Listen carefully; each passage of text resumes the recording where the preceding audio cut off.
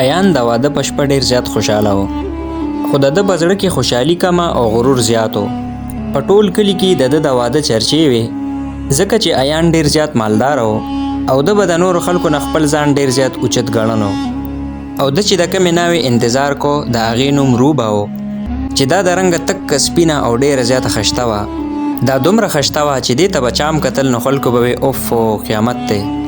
یو میاشت مخکې د دې خپل منځ کې رشته شوې وه او ایان هم د دې ښایسته جینۍ خوبونه لیدل.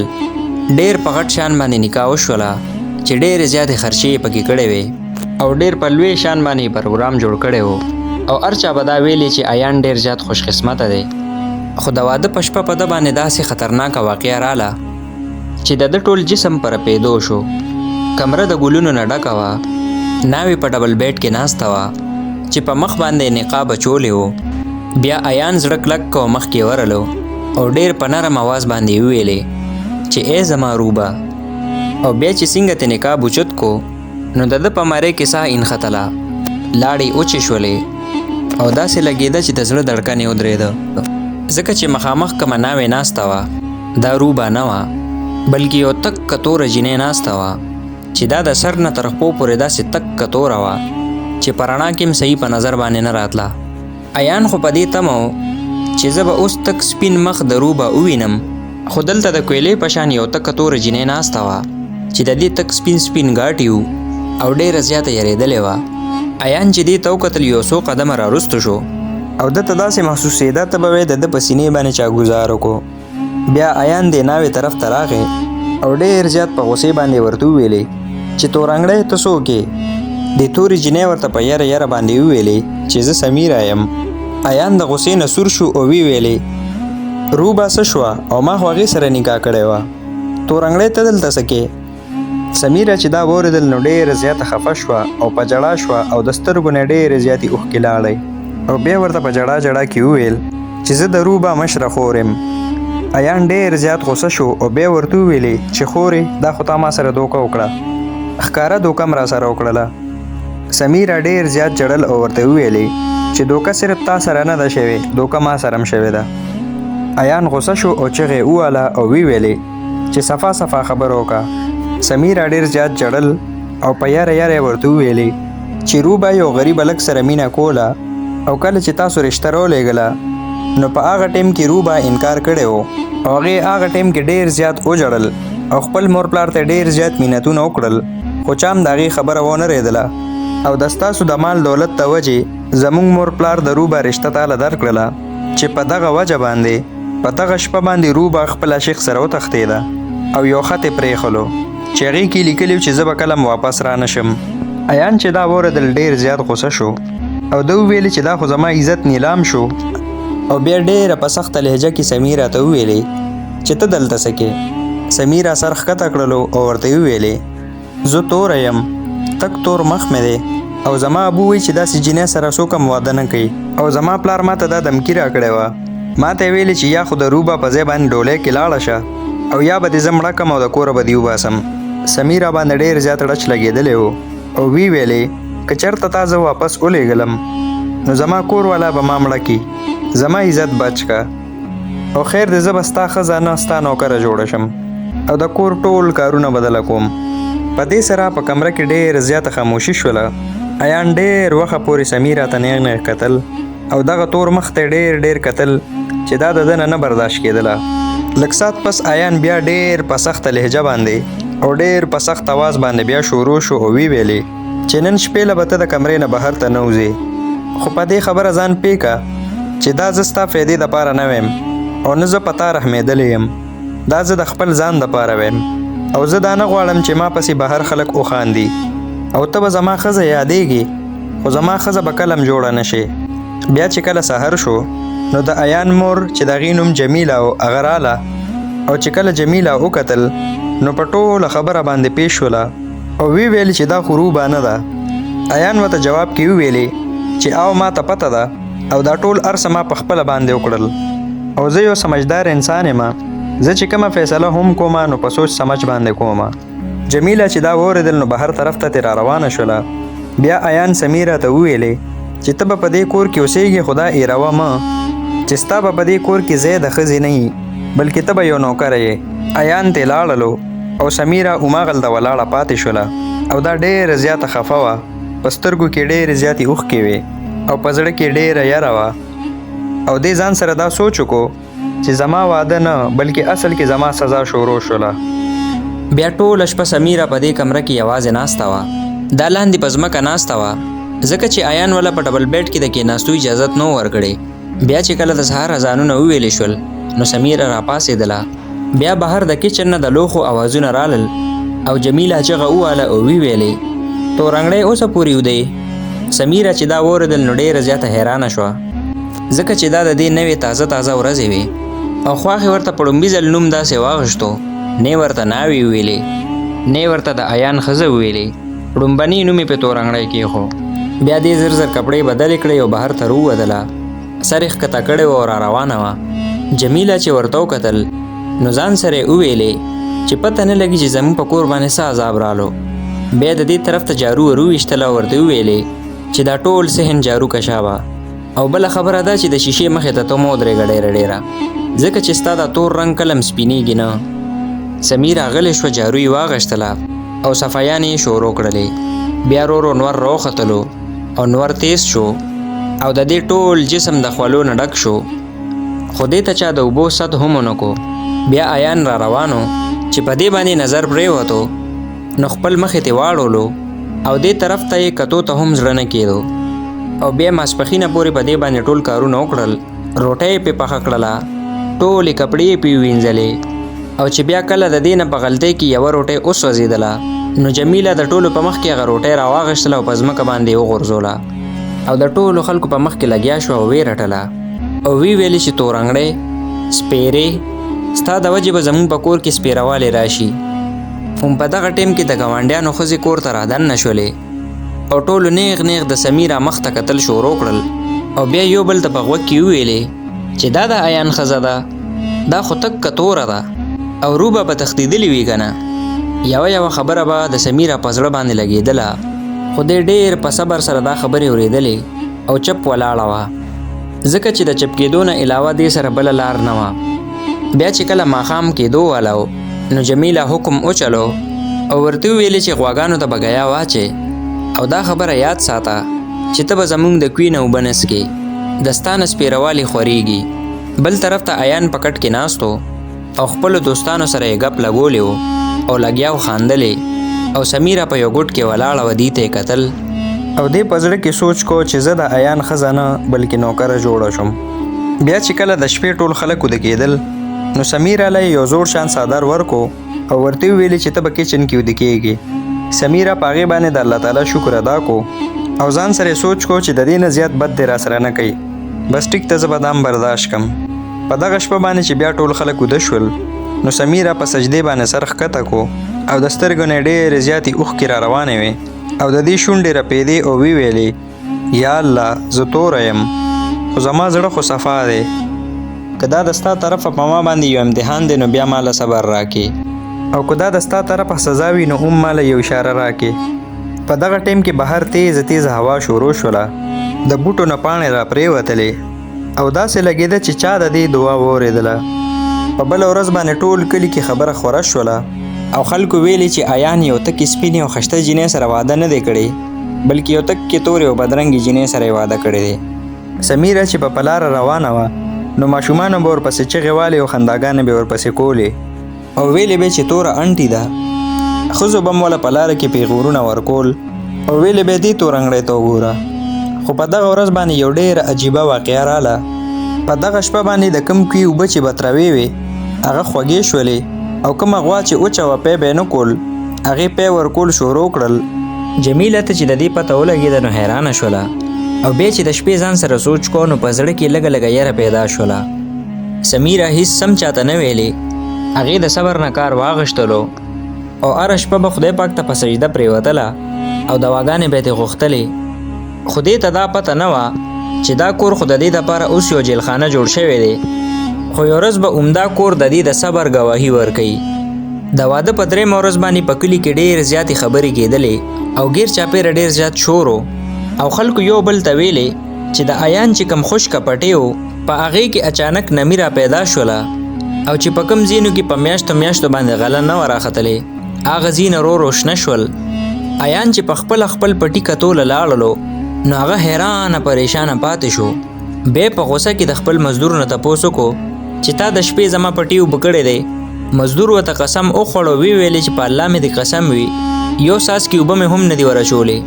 ایان بیا خاموشه شو. په دغه وخت کې په کور کې په جمیله باندې تیزه تبه راغله.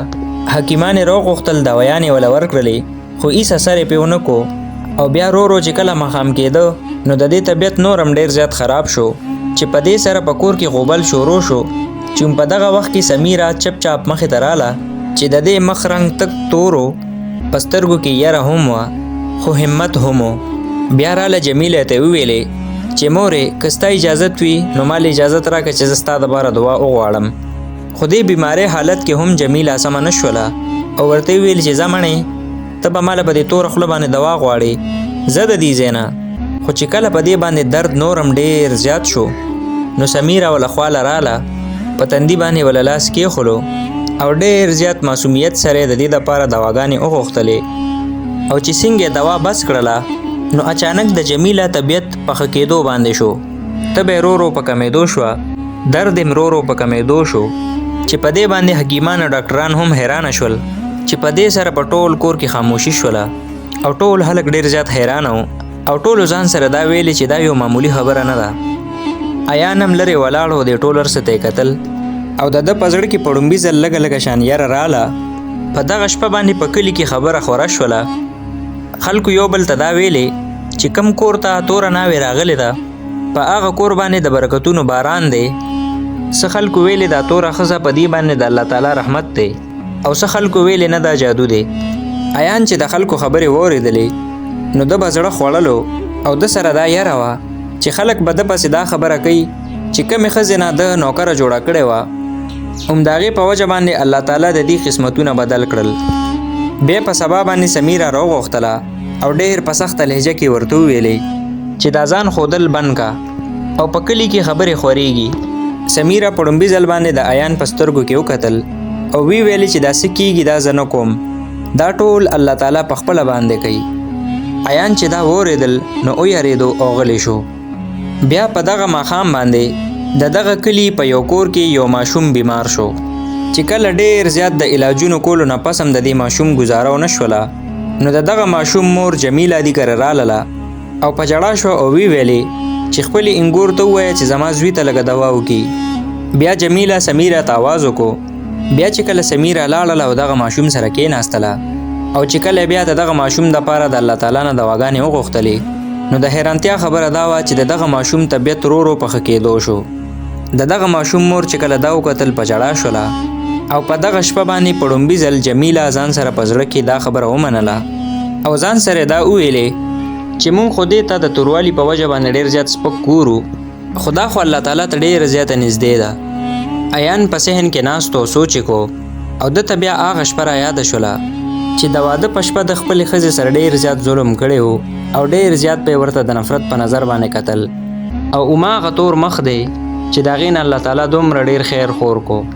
خو د ایان غرور اوس هم لا کم شوی نه و او د ځان سره دا سوچ کو او ویلې که چېرته دا ریښه وي نو زه به د دې یو امتحان بلم اخلمه او د دې نه بعد بیا د داسې امتحان په دې باندې شروع کو چې د دې امتحان نتیجې نه پس یا خو به ایان خپله رویه ټیک کي او که د خپله رویه ټیک نه کړه نو ډېر خطرناک انجام به ورته ملاویږي. بیا په سبا سحر باندې ایان داسې کار وکړو چې هغه د کلي ټول مشران راغونډ کړل او په حجره کې کېنول خو د ده په سترګو کې اوس هم غرور او بیا ټولو ته وویلې چې زما د کور باره کې عجیبه خبرې کېږي او چې په ما باندې څومره خوشحالیان ام راځي. ټول خلک وایي چې دا د دې تورې ناوې په وجه باندې کېږي. که چېرته دا ریښه وي نو نن به دا خبر د ټولو په مخ کې ثابته شي. سمیرا په یو ګوټ کې ولاړه وه چې د دې ټول مخ تک تورو سترګې یې ښکته وې خو په زړه کې یره نه وه بلکې یو عجیبه شان سکون و. جمیله هم چپ ناسته وه خو د دې لاسونو باندې ډچ لګېدلی و.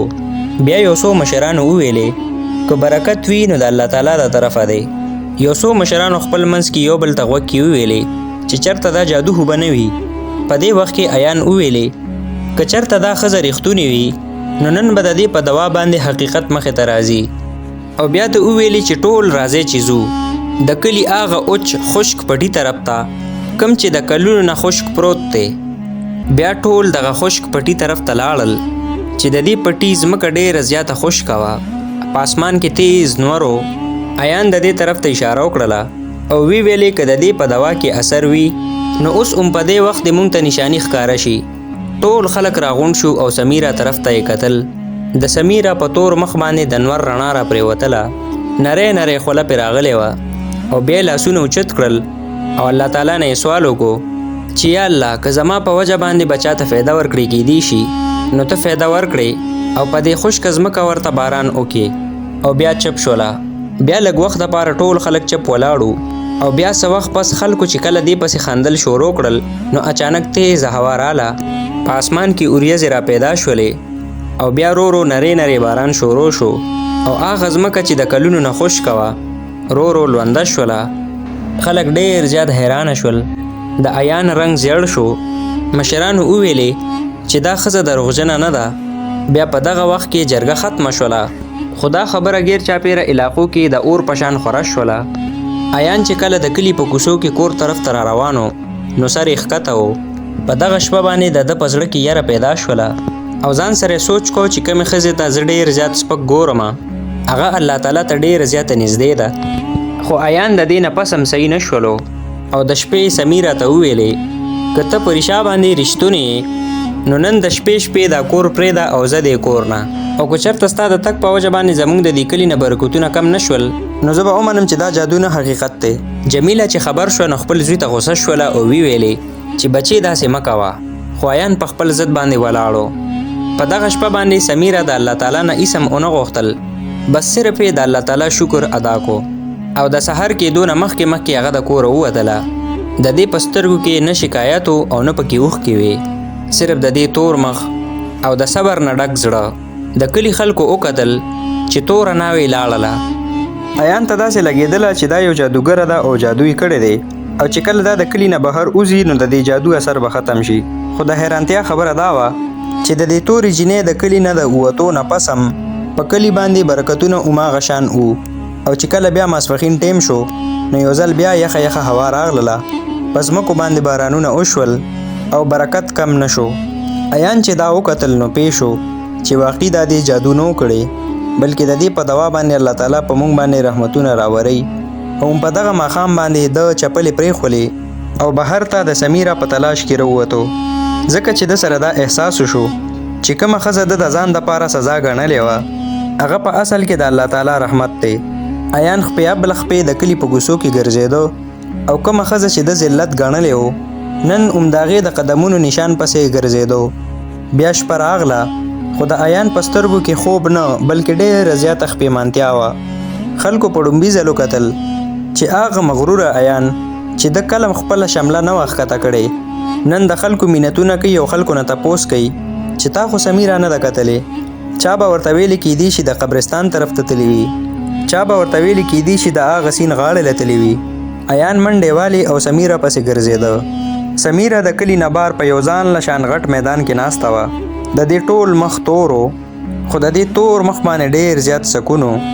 بیا اسمان طرف ته وکتل او ویلې یا الله تا ما باندې امتحان راوسته، ما پې صبر وکړو، بس ته زما مدد وکړې. په دې کې چې وکتل نو مخامخ عیان د دې طرف ته را روانو. عیان چې دې ته وکتل نو د خپو نه زور وتښتېدو او د بې بسۍ په وجه باندې په ځمکه باندې را پرېوتو او د سترګو نه ډېرې زیاتې اوښکې لاړلې او بیا په جړا جړا باندې وویلې سمیرا ما ته معافي وکړه. ما ته به ستا د مخ تور رنګ ښکارېده خو ما ته دا پته نه وه چې ستا دومره صفا او دومره ښایسته زړه دی. سمیرا لږ وخت لپاره خاموشه وه او بیا دا خاموشي د عیان دپاره یو سزا وه. عیان مخکې رالو او معافي ترې وغوښتله، ویلې ما نه ډېر غلطۍ شوې دی، ما معاف کړه. او ستا غوندې یو ښه او الله والا انسان ما ته بل ځای کې چېرته هم نشي میلاویدی. بیا چې وکتل نو د کلي ټول خلک هم دې طرف ته رالل. جمیله مخکې را روانه وه او د دې سترګې د شرم په وجه باندې ښکته وې. دا راله او د سمیرا لاس یې ونیولو او په ژړا شوه او ویلې چې لورې موږ معاف کړه. ته خو د الله تعالی طرف نه زموږ دپاره رحمت وې خو موږ پې نشو، موږ په خپل ځان نه رحمت لرې کو. بیا د کلي یو بزرګ سړی راپاڅېده او ویلې چې اصل بدرنګواله دا نه دی چې د چا مخ تور وي، بلکې اصل بدرنګواله دا دی چې د چا اخلاق بد وي. او د الله تعالی په در کې الله پاک ته هغه کس نږدې وي چې د چا اخلاق ښه وي، هغه کس نه چې د چا شکل خشته وي. بیا سمیره ودرېدله او یو ځل بیا خشته یخه هوا ولګېدله او بیا سمیره وویلې چې زه تاسو سره کلي ته ځم، خو په یو شرط باندې. ټول خلک ډېر زیات حیرانه شول او ویلې چې څه شرط؟ سمیره وویلې چې شرط دا دی چې نن نه پس به زموږ په کلي کې د شکل په بدرنګوالي باندې یا د رنګ په توروالی باندې یا د خاندان په وجه باندې یا د غریبۍ په وجه باندې څوک هم چاته سپک نه ګوري. ایان رامخکې شو او ویلې چې زه قسم خورم چې بیا به زه داسې نه کومه. او د کلي خلکو ورسره دا شرط ومنلو. په دغه شپه باندې چې سمیره کله کور ته راغله نو چې کله سحر شو نو یو بله کرشمه وشوله. هغه دا چې په دې کلي کې یو غټ کوی و چې هغه د ډېر وخت نه اوچ پروت و. په دغه سحر چې کله خلکو وکتل نو دغه کوی د اوبو نه راډک شوی و.